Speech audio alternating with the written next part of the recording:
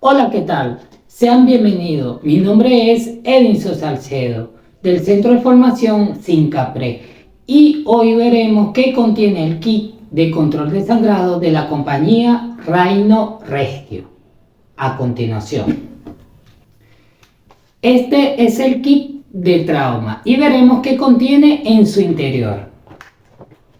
A simple vista visualizamos unas instrucciones donde nos indica dónde se debe utilizar diferentes productos o artículos y en qué parte del cuerpo. Por ejemplo, el torniquete, sello de tórax, gasas compresivas, vendaje israelí y agente o gasa hemostática.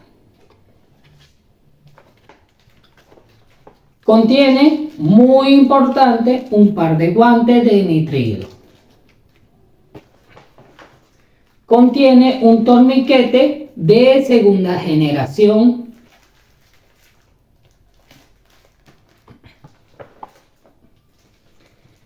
Contiene una manta de emergencia o manta térmica.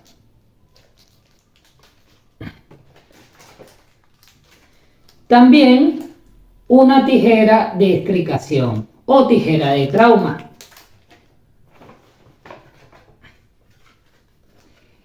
Gasa hemostática,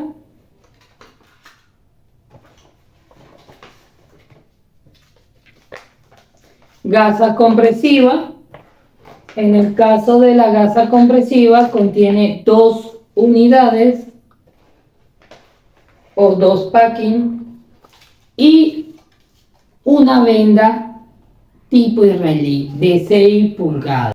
Esto es todo lo que contiene el kit de control de sangrado de la compañía Rhino Rescue.